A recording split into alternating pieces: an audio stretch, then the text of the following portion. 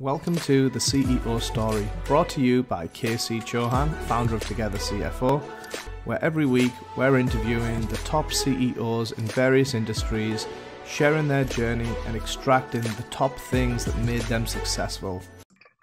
Good morning and welcome to another episode of the CEO Story, and we have a fantastic guest today, Sir Steven Saxton, CEO of Green Gorilla, founder of Hollywood Studios, and amazing guy overall. Steven, thank you so much for taking the time to be with us today. How are you doing? Good, thanks for having me. Steven, you've had so much success over the years, from modeling agencies to Hollywood Studios and now with Green Gorilla. Can you just tell us a little bit about you and your background just at a high level so people can get to know a little bit about you? Okay, well, my initial background is my very first job, I was a motorcycle mechanic. So I raced dirt bikes as a kid. And so it's been quite a journey for me to become a business person, to get into movies, and to make the transition of where I've gone in life. So it's a long journey. It starts with, I guess, just, each step you take, and each thing you do is kind of a new chapter. So initially I was a stockbroker and a commodities broker, and been involved in many different transactional financial deals, and then got into Hollywood by financing some movies. And some of the first movies were Roger Rabbit, Good Morning Vietnam, Honey, I Shrunk the Kids, and 3 Men and a Baby, which was somewhat lucky by me that I just happened to be part of the silver screen partners for Disney.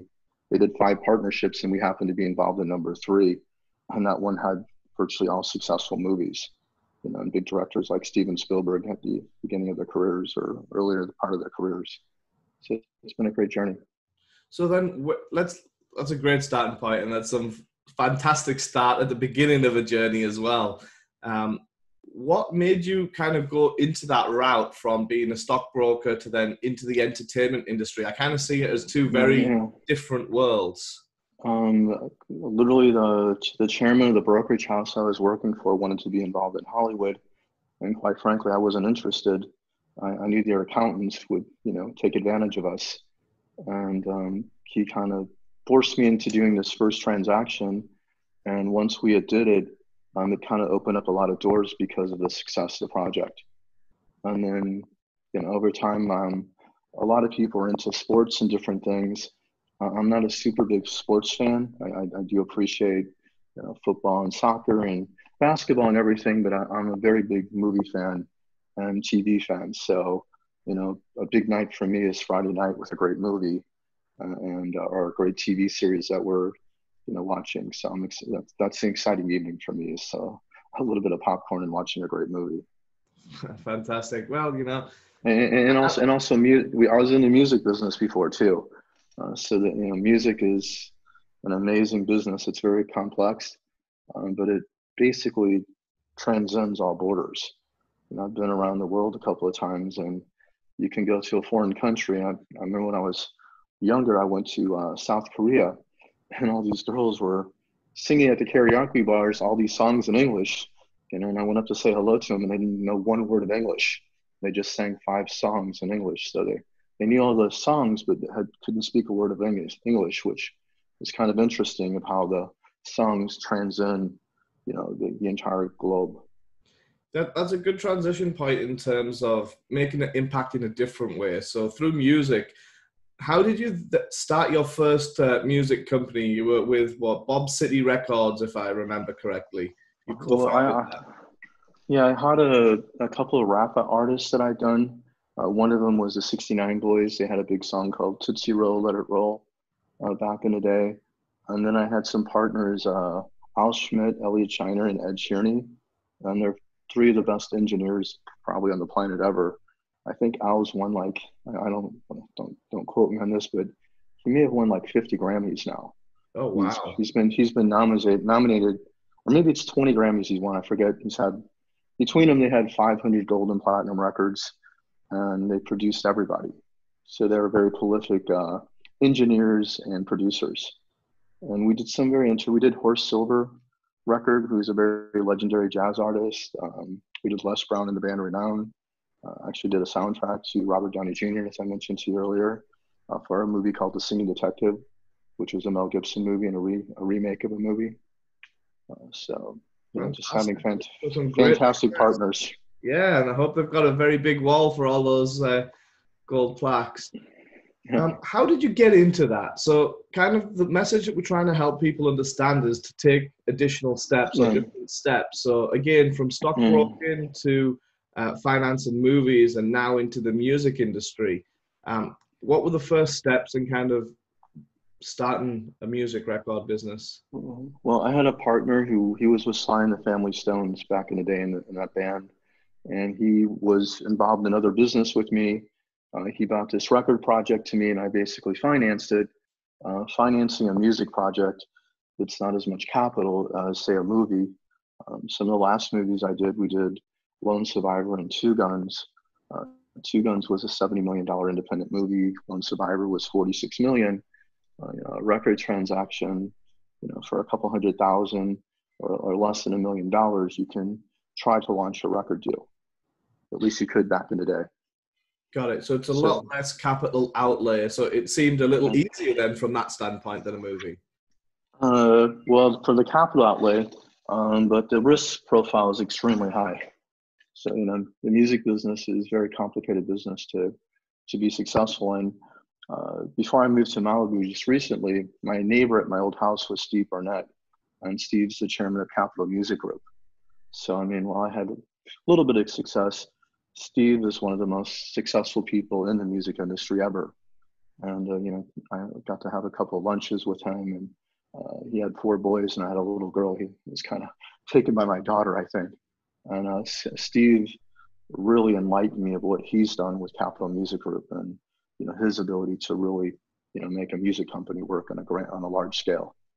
Fantastic. So always good to have that good direction, especially if it's a friend and a neighbor. Yes, contacts are, the key.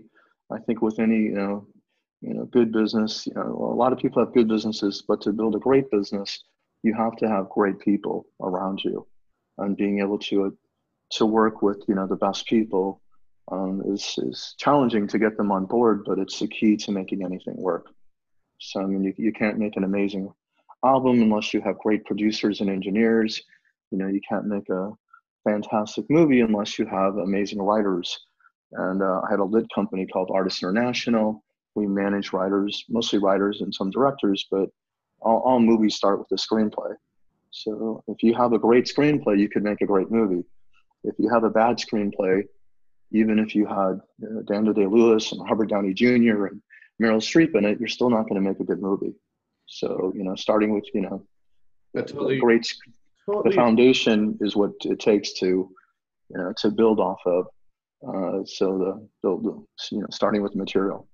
You talked about it there in terms of having the right people around you. That's not only the people on the project or in that business, but also the mentors that are guiding you to not make the same mistakes as they made, to help fast track your success as well. Correct. So after that, you then started a modeling agency, Models International. Was that just a natural evolution from the music industry, or how did you then get into the modeling world? It was a small acquisition. We were managing talent. So we had a management company for writers and directors. And so we were an agency for models. And a lot of the models were trying to become actresses. So we were trying to build kind of a vertically integrated studio was the business model. And we were also involved in foreign distribution. One of my partners is Mark Damon, kind of one of my mentors. Mark, I think, has produced 106 movies now. And he was a movie star. He starred in 50 movies. And Mark was the first one to do a pre-sale he was an Italian spaghetti Western star. And he pre-sold a movie to an Italian bank, I think it was. He basically started the Cannes Film Festival and the pre-sale business. So he's the founder of that industry. He's a visionary. Mark's he's around, I think, 85 years old today or something, maybe 86. He's and he's been in the entertainment industry since he was 18. So he's had quite a long career. Yeah, no, that's amazing to have the vision. Someone you should get on your podcast. Absolutely. We should, definitely have him on one of the future episodes. At the same time, you were also, like you said, you were representing artists, and you started another business, Artist International, which represents over, what, 250 writers, directors, and actors. Was that, again, a natural vertical to get into, so that you're already in the music business, the movie business, you're around all of these key people, you could then help funnel into your deals?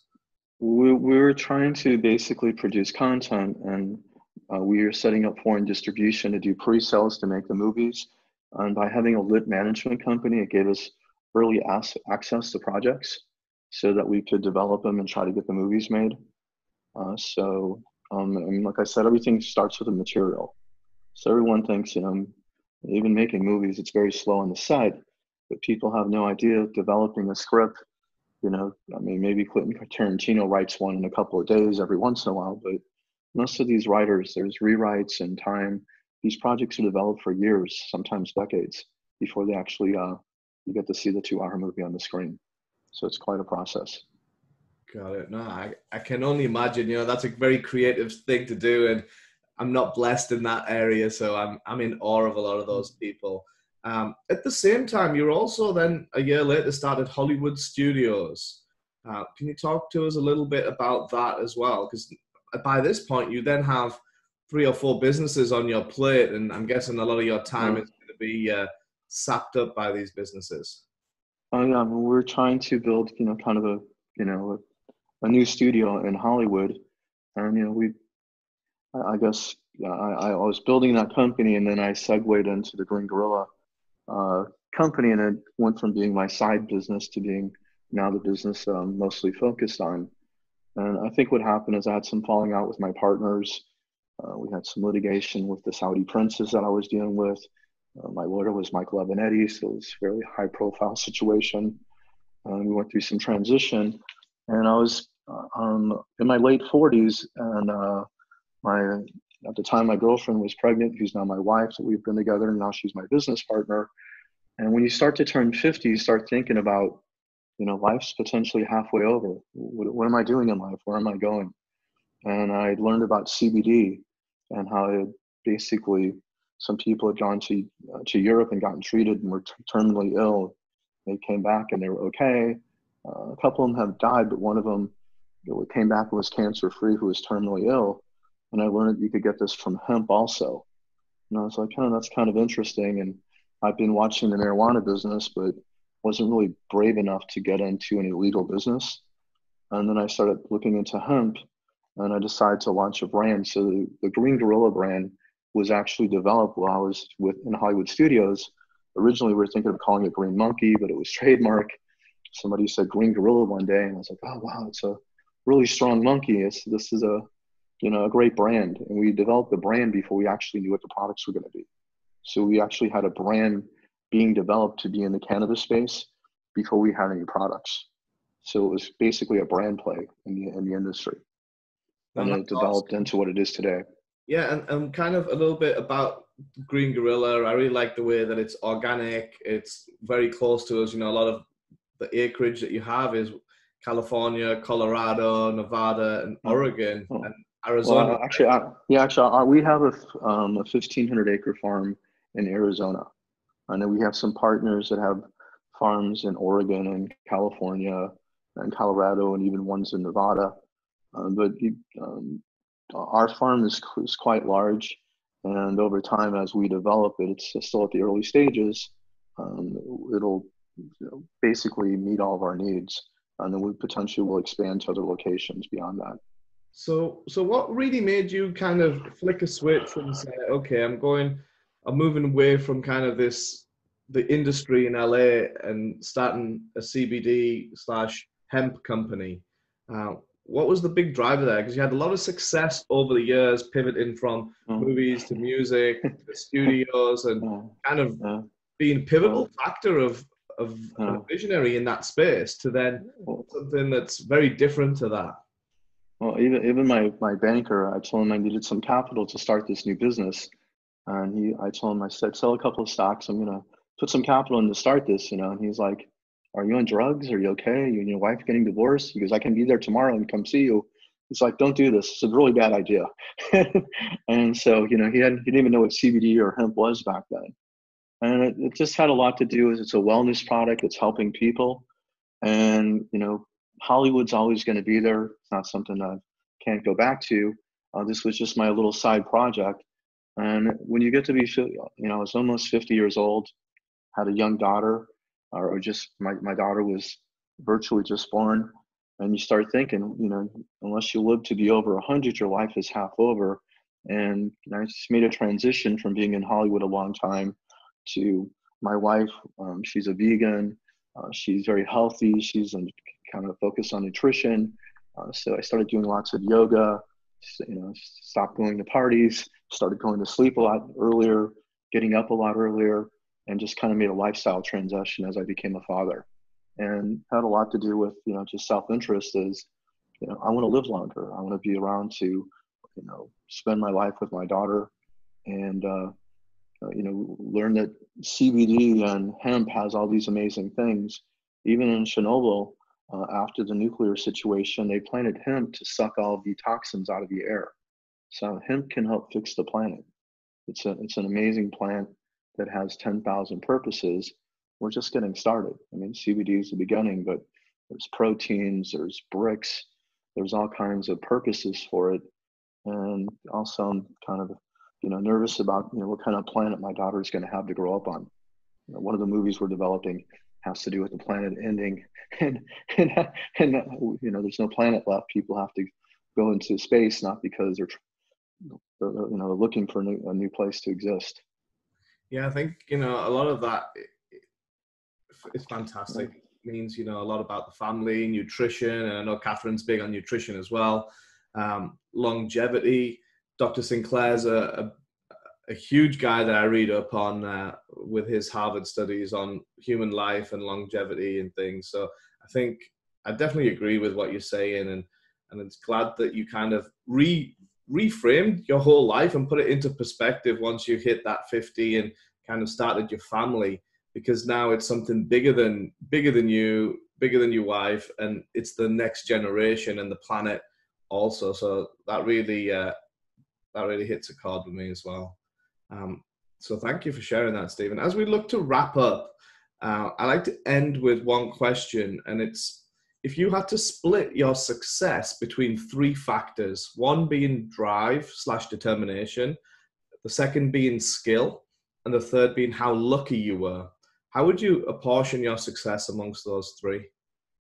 I'd say, I guess it's difficult, but my drive, I've always been, striving very hard. So enormous amount of tenacity and drive to get things done. I'm sorry, the second one was? Skill.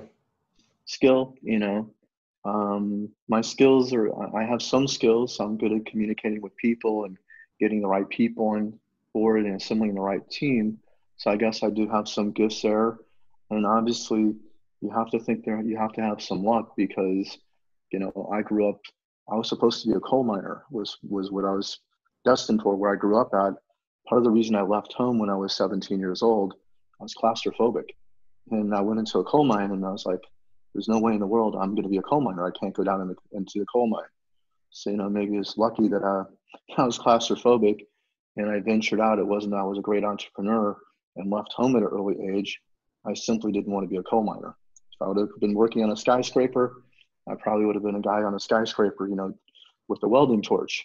But because of the claustrophobic and just the fear was a big motivator back then. And it started my journey by first moving to Houston and New York and Los Angeles. I've lived in the Middle East for a little bit, or spent a lot of time there. So, ended up traveling the world, so it changed my life. Fantastic. That's a good piece of information that I didn't know about you. I hadn't read that anywhere, that you were claustrophobic and that kind of kick-started you to move. So that's fantastic. Stephen, thank you so much for taking the time to share with us. It's been fantastic to learn from you. What's the best way for people to get in contact with you or Green Gorilla, or just connect with you? Okay, our website is ilovegreengorilla.com. And if you go to our site, you can call us or, find our emails and get a hold of us. We have great customer service. I have a great team of people, so we're, building hopefully a very vertically integrated and hopefully a global brand. We're in the process of launching Europe and internationally, and, hopefully this will be a brand that people someday think is a great company. Great. And we'll put the link below so people can get to that website very quickly. Thank you so much. Thank you for your time. Be safe out there.